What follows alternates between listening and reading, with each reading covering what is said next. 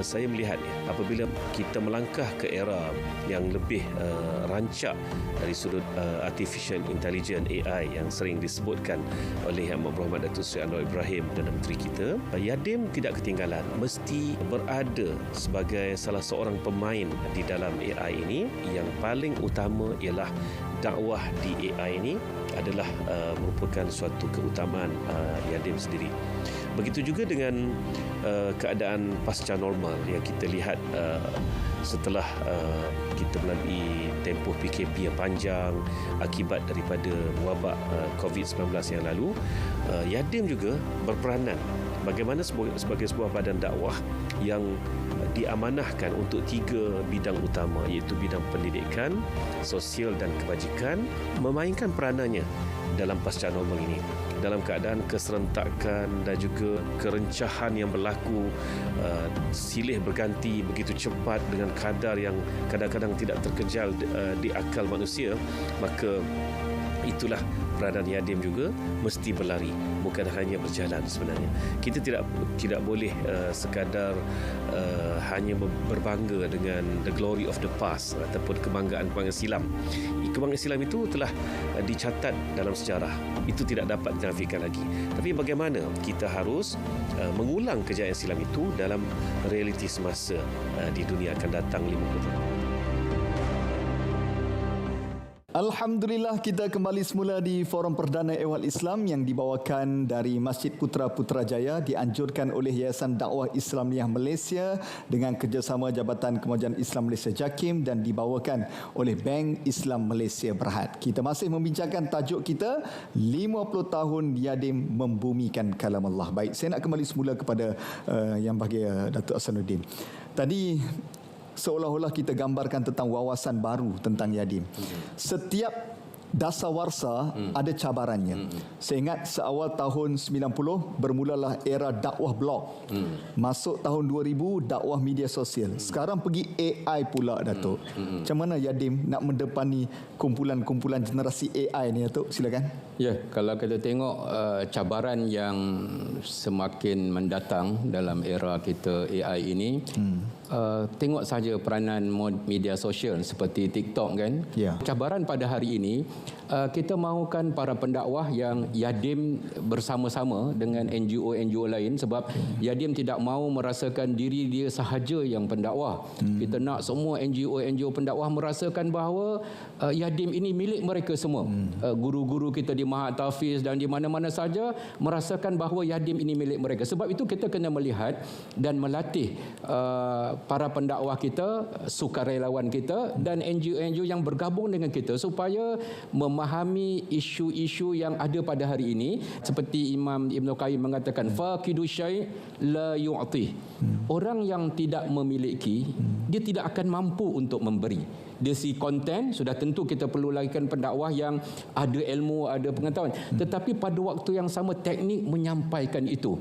Sebab itu kita memastikan bahawa semua pendakwah-pendakwah kita terlibat dalam teknologi yang baru ini. Yang keduanya, Yadim merasakan bahawa dakwah di atas meja, seperti yang disebutkan oleh Dr. Ashraf tadi, dakwah yang hanya bercakap saja, dakwah yang hanya berceramah, kita nak pastikan bahawa teknik dan penggunaannya ialah, kalau kita lihat seperti hadis Nabi sallallahu alaihi wasallam, al-mu'min allazi yukhalitun nas wa yusbiru ala adahum afdal minal mu'min allazi la yukhalitun nas wa la yusbiru ala adahum.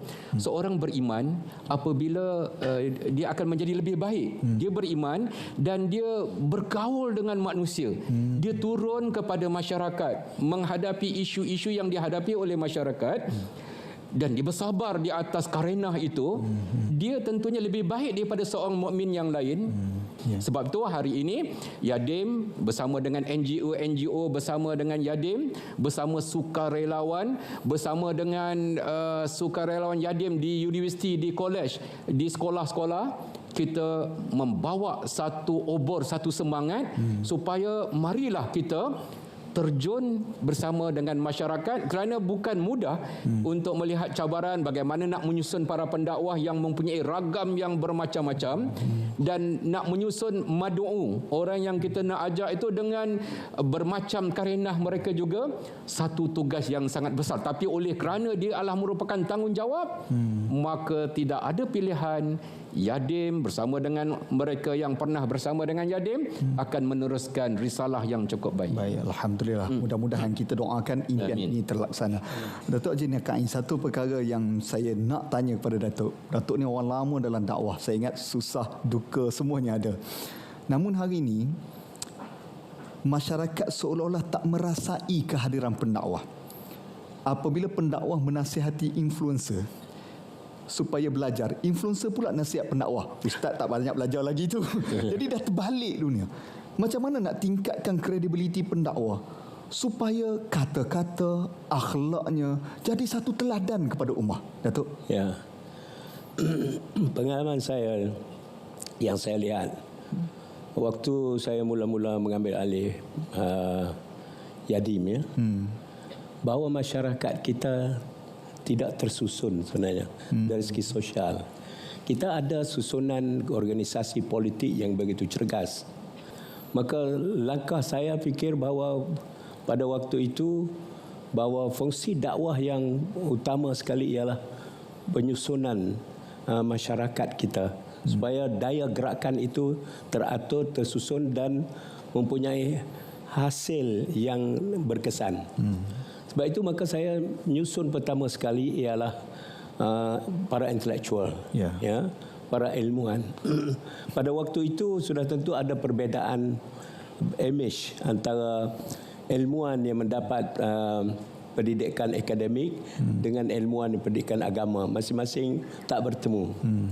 Saya tubuhkan NUIM, Nadwah Ulama Islam Malaysia, dan menyatukan ataupun menyertakan dalam program Yadim tokoh-tokoh daripada intelektual akademik ini dengan intelektual Islam.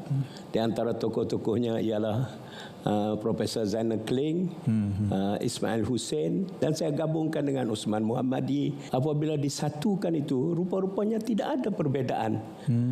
Buruk sangka begitu besar, sehingga pihak-pihak yang sebelah sini merasakan bahawa itu berpahaman sekular, tak cinta kepada agama.